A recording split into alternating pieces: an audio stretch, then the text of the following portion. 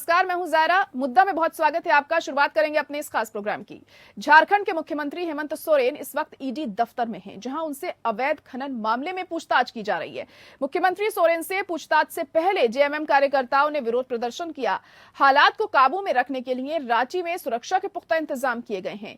रांची में 1500 से ज्यादा सुरक्षा कर्मियों को ड्यूटी पर लगाया गया है। जगह जगह बैरिकेडिंग की गई है।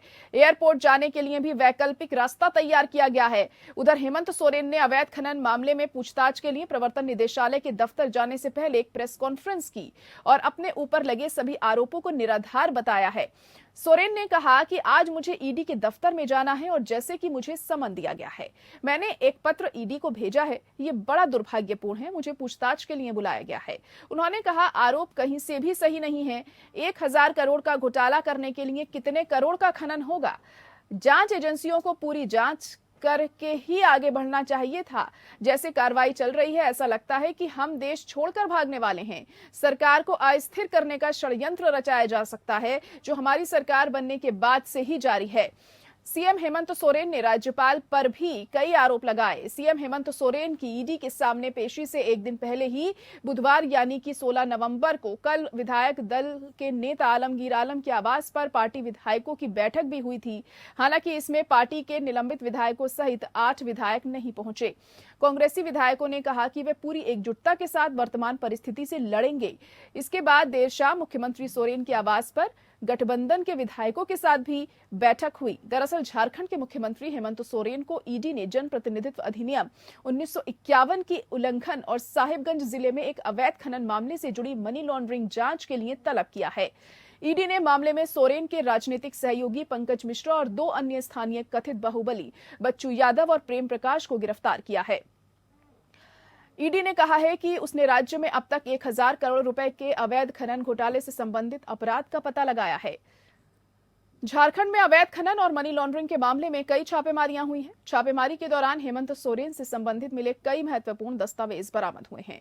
इनमें उनकी कई बैंकों की चेकबुक, पासबुक और हेमंत सोरेन के साइन शामिल हैं। ईडी को इस मामले में महत्वपूर्ण दस्तावेज गिरफ्तार आरोपी पंकज मिश्रा के पास से बरामद हुए थे। राज्यपाल भी राजनीतिक से जो संवैधानिक पद है, जिसको हम कहते हैं कि ये पार्टी से संबंध नहीं रखता है, निष्पक्ष का विचार आता है। लेकिन मुझे नहीं लगता है ऐसे कार्यकलाप से कि वो ऐसे षड्यंत्रकारी राजनीतिक को और दलों को संरक्षण दे रहे हैं। ऐसे कार्रवाई से राज्य में एक संशय की स्थिति उत्पन्न होती है। कार्यपालिका को निरंकुश करने का एक माध्यम बन सकता है। सरकार को अस्थिर करने का भी एक षड्यंत्र कहा जा सकता है। कहा जाए कि जो हमारे विपक्ष हैं, जो सरकार बनने के बाद से ही सरकार गिराने के षड्यंत्र लगे हुए थे। तो हेमंत सोरेन ईडी के सवालों का सामना कर रहे हैं। इससे पहले उन्होंने जो बातें कही थी वो हमने आपको सुनाई। तमाम आरोपों को निराधार यहां पर हेमंत सोरेन बता रहे हैं और आज हम चर्चा भी इसी पर करने वाले हैं। खास मेहमान हमारे साथ जुड़ चुके हैं। सरोज सिंह, नेता जेएमएम, हमारे साथ जुड़ गए हैं। इसके अलावा प्रदीप सिंह, नेता बीजेपी, हमारे साथ जुड़ चुके हैं और हमारे संवाददाता चितरंजन कुमार भी इस वक्त हमारे साथ जुड़ चुके हैं। आप सभी का बहुत स्वागत है हमारे इस खास प्रोग्राम में। चितरंजन, सबसे पहले मैं आप ही के पास आऊंगी क्योंकि आप इस वक्त वहां पर मौजूद हैं और ईडी से की जो पूछताछ है वो लगातार जारी है हेमंत सोरेन से। ईडी के दफ्तर जाने से पहले उन्होंने एक प्रेस कॉन्फ्रेंस करके ये बात भी कही कि जितने भी आरोप लगाए जा रहे हैं वो सभी निराधार हैं। सुरक्षा के वहां पर अभी क्या बंदोबस्त देखने को मिल रहे हैं, क्योंकि झामुमो लगातार विरोध प्रदर्शन कर रही है इसको लेकर?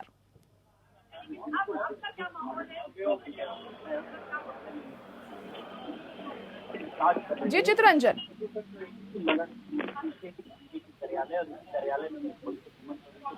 चितरंजन, आप सुन पा रहे हैं? कार्यालय में मुख्यमंत्री हेमंत सोरेन से पूछताछ हो रही पिछले 2 जी हेलो हेलो जी, हेलो कहिए चितरंजन, सुन पा रहे हैं हम आपको।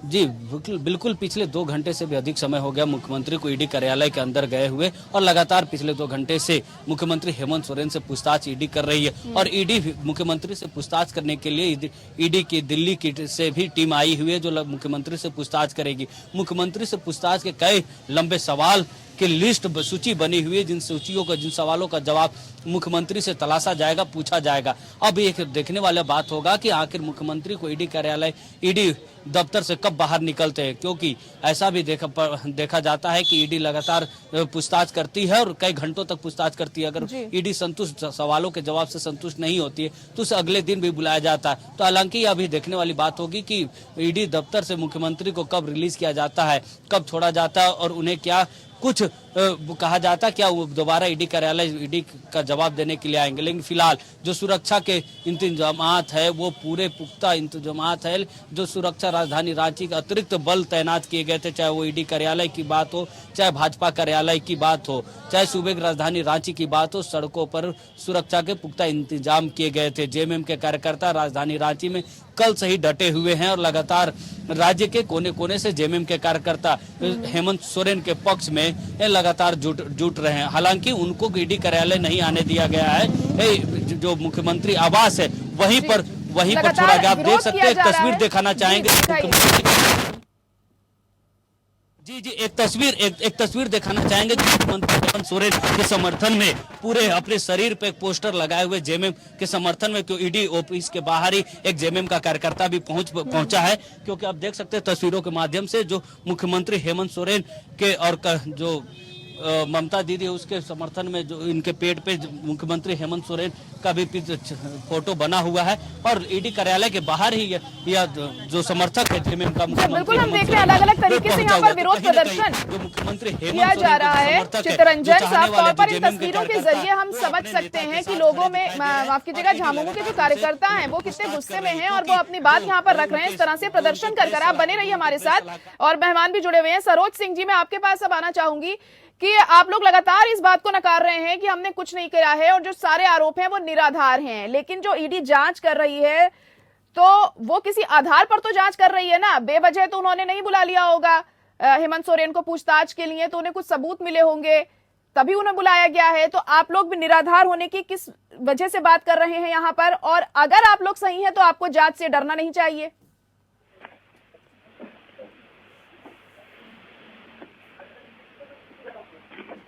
सरोज सिंह जी, आप सुन पा रहे हैं मुझे?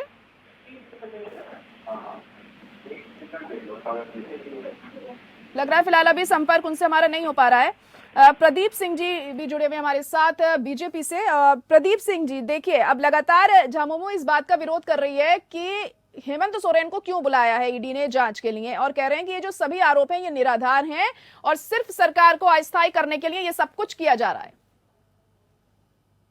और बहुत धन्यवाद आपको अवसर देने के लिए। सबसे पहले मैं कहूंगा कि जाहिर है क्या ये मुख्यमंत्री का पद संविधान के दायरे से अलग है क्या, सीधा सा सवाल। और ये जो भी संस्थाएं काम कर रही हैं ये संविधान के दायरे में काम कर रही है, वो संवैधानिक संस्थाएं। चुनाव आयोग ने जब राज्यपाल ने जब कहा था या कम्युनिकेशन हुआ था सत्यता की जांच की जाए, आप बताइए मुख्यमंत्री रहते आप जो है आप देखिए नहीं समझता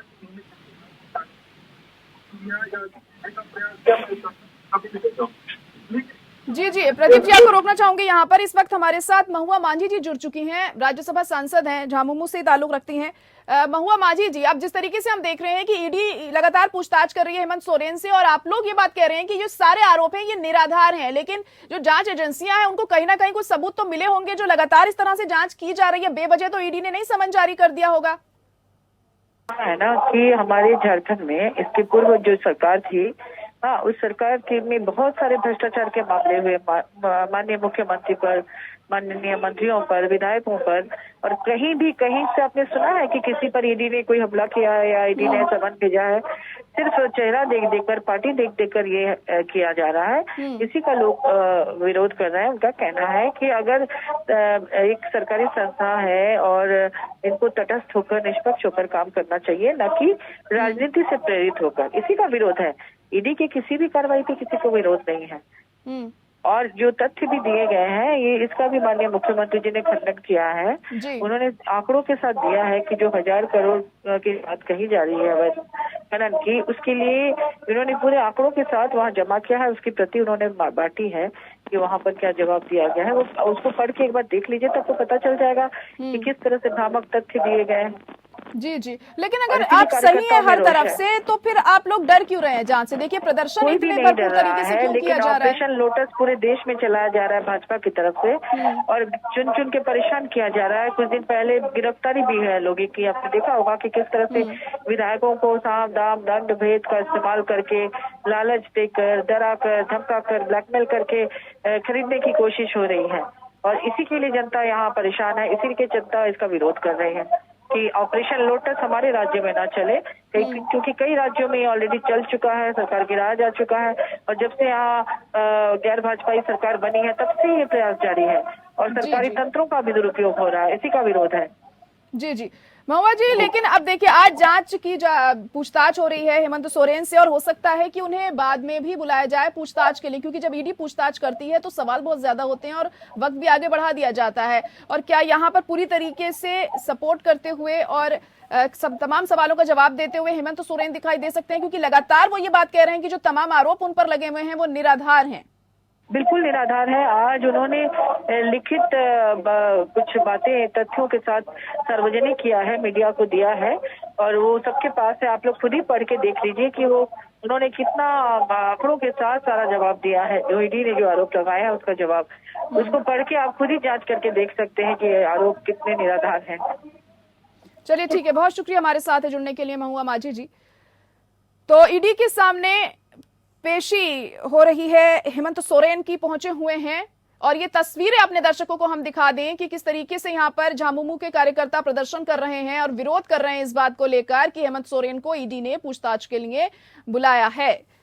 और प्रदीप जी भी बने हुए हैं लगातार हमारे साथ। प्रदीप जी, जैसे कि अभी महुआ जी जुड़ी हुई थी हमारे साथ और उनका साफ तौर पर कहना था कि हमने कुछ नहीं किया है और सारे आरोप निराधार हैं और शुरू से ही झामुमो ये बात कह रही है कि जो तमाम आरोप हैं ये निराधार हैं और जो ऑपरेशन लोटस है आप लोगों के जरिए चलाया जाता है, आप लोग इस तरह के काम करते हैं और केंद्रीय एजेंसी आप लोगों के इशारे पर चलती हैं। क्या कहेंगे? जायरा जी, अगर मुझे अवसर मिलता तो मैं जरूर पूछता कि आपके यहाँ पे, यानी वो जो झामुमो की नेत्री थी आदरणीय, उनके यहाँ पे ऑपरेशन लोटस की क्या परिभाषा है? क्योंकि दिल्ली से लेकर हर राज्य की राजधानी और हर राजनीतिक पार्टियों के यहाँ पे उसकी अलग अलग परिभाषाएं और बदलती रहती हैं। तो मैं कौन सी परिभाषा को मानूं? ये तो एक शब्द गढ़ दिया गया है। अगर उन्हीं के पैरामीटर्स पे अगर मैं बात करूं, उनके आंकड़ों पे मैं बात करूं, तो अब तक तो इनकी सरकार गिर जानी चाहिए थी। वो संवैधानिक तो वो रह ही नहीं गए ना, वो विधायक तो रह नहीं गए। हेमंत सोरेन जी अभी भी मुख्यमंत्री पद पे हैं, वो किस दया पे हैं ये तो जनता जानती है, समझती है। अब आप भी वही सवाल पूछ रही थी जायरा जी कि देखिए, आप जब पढ़े लिखे को फारसी क्या, मतलब सच को आँच क्या और पढ़े लिखे को फारसी क्या, जो आपको सच है, आप इतने ईमानदार हैं, इतना अच्छा डेटा आपने प्रस्तुत कर दिया, तो आपको डर किस बात का है? ईडी कोई नरभक्षी थोड़ी है, वहां पे भी आदमी जैसे अधिकारी हैं, वो आएंगे, जांच करेंगे, चले जाएंगे। अब उनकी प्रक्रिया है ये, यानी चुनाव आयोग, एनफोर्समेंट डायरेक्टर संवैधानिक संस्था है, कार्यपालिका के अंग है, कार्यपालिका न्यायपालिका व्यवस्थापिका। अब ये अपने उस संविधान का पालन कराने में, राजकाज या प्रदेश की जो है कानून व्यवस्था सही चलाने में सहयोग करते हैं। अल्टीमेटली तो उनका गोल वही है। अब आप चूंकि जाने वाले हैं, किसी भी समय आप जा सकते हैं, क्योंकि संवैधानिक पद का आपने दुरुपयोग किया है, जनता इस बात को जानती है। और वो बहन जी जो है आरोप लगा रही थी, तो मेरा उस बात का सीधे से जवाब है कि यदि आपके पास कोई सबूत है तो आप जाइए, FIR लिखाइए। आप कोई सामान्य व्यक्ति तो है नहीं, आप राज्यसभा की सांसद हैं और आपकी न सुनी जाए ऐसा तो हो ही नहीं सकता।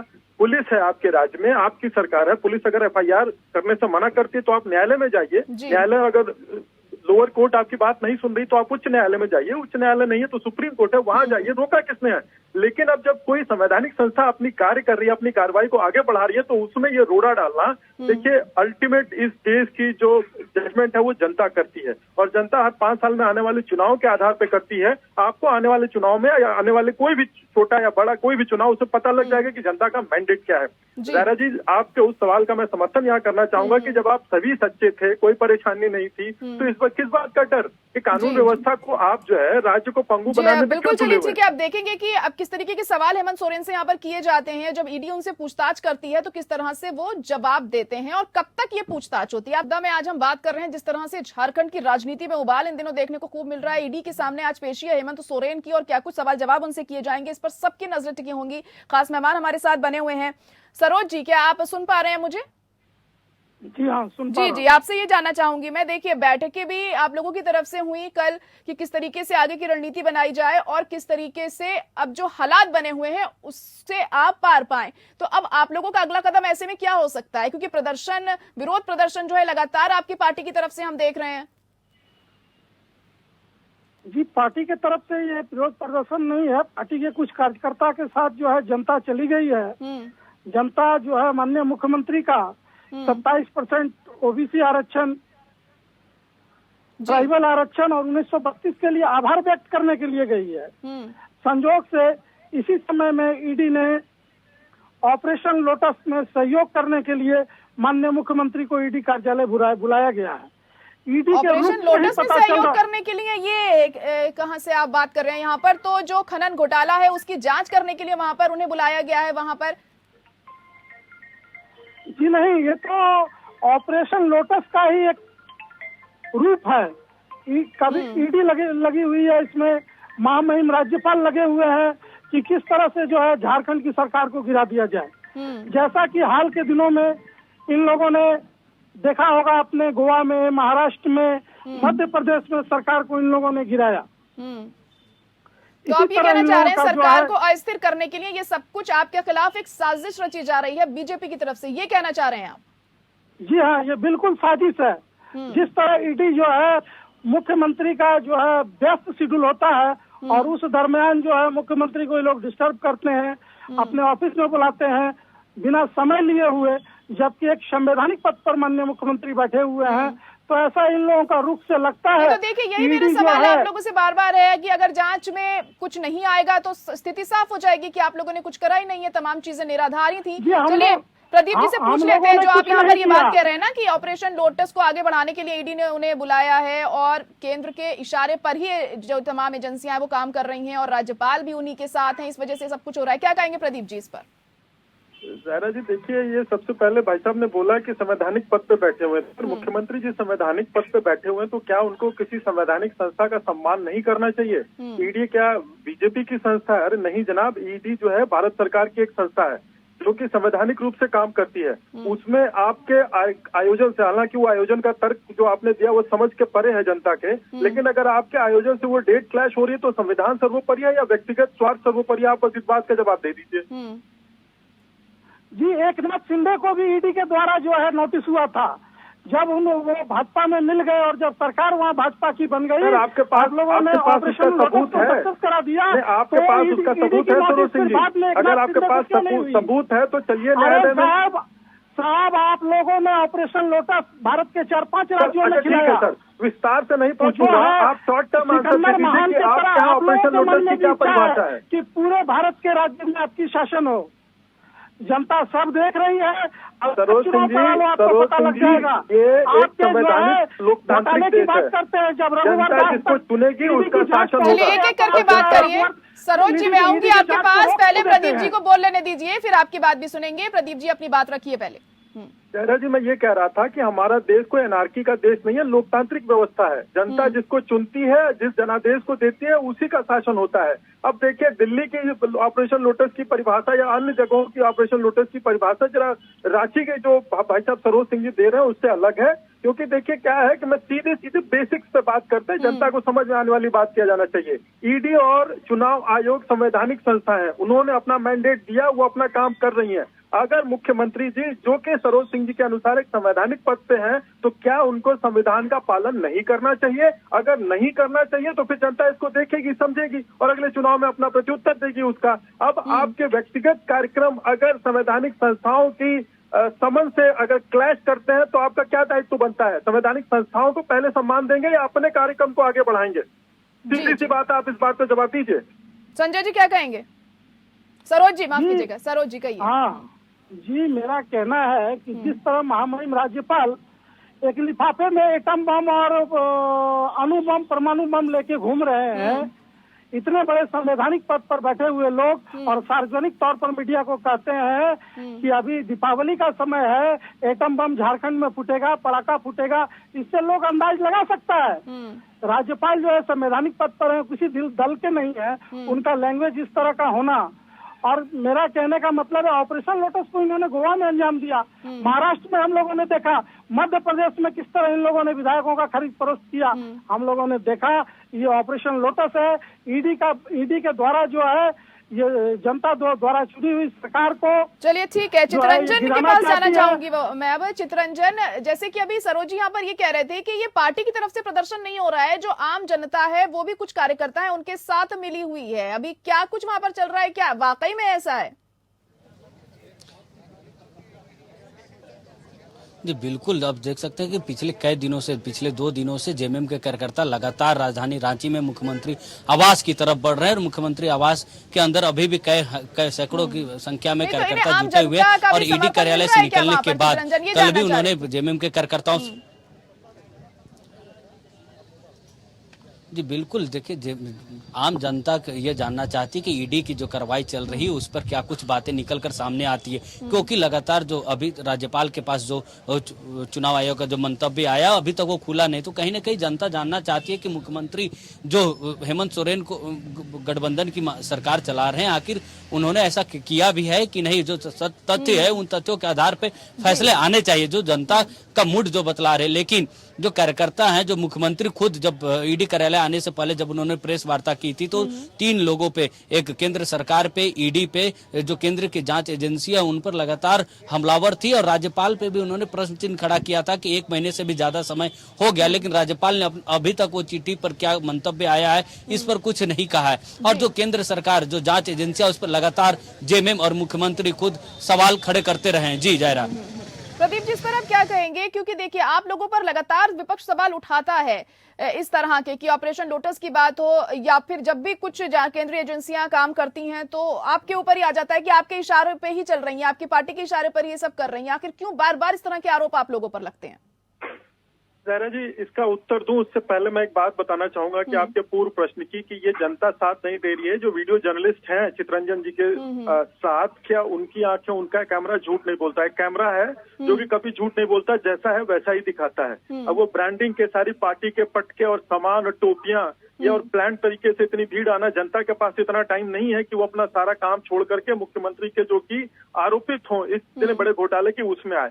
दूसरी बात दारा जी, देखिए क्या है कि मैं इस पे अपनी पार्टी की तो मैं बात रख सकता हूं क्योंकि अपनी पार्टी का मैं कार्यकर्ता हूं, लेकिन देखिए ईडी के भी स्पोक्स पर्सन होते हैं और चुनाव आयोग के भी स्पोक्स पर्सन होते हैं। तो ईडी के स्पोक्स पर्सन इस पे ज्यादा अच्छी तरीके से बता सकेंगे बनस्पत मेरे। और आरोप देखिए क्या है, अभी सरोज सिंह जी थे, क्या क्या आरोप वो लगा रहे थे। विपक्षी दल है, लोकतंत्र में सभी को एक्सप्रेशन की आजादी है। अब एक्सप्रेशन की, अपने विचार व्यक्त करने की आजादी आप आरोप लगाने में भी लग सकते हैं, किसी सृजनात्मक कार्य में भी लगा सकते हैं। अच्छे लोग कुछ नया सृजन करते हैं और बाकी जिनको जो करना होता है वो करते रहते हैं। तो आरोप जो है लगाना लोकतांत्रिक व्यवस्था का या प्रेशर बनाना एक हिस्सा है, तो वो स्वीकार है। उस पे हम कोई तानाशाही पार्टी थोड़ी है कि हम उस पे जो है एकदम से बंद करा दें या इमरजेंसी लगा दें कांग्रेस की तरह से। ऐसा हमारी संस्कृति या भारतीय जनता पार्टी का कार्यकर्ता या जहाँ पे हमारी सरकारें हैं वैसा नहीं होता है। जहां तक आरोप लगाने की बात है तो मैं फिर वही बात दोहराता हूँ कि आपके पास सबूत है तो न्यायिक व्यवस्था सभी के लिए समान है, चाहे वो पक्ष में हो चाहे विपक्ष में हो।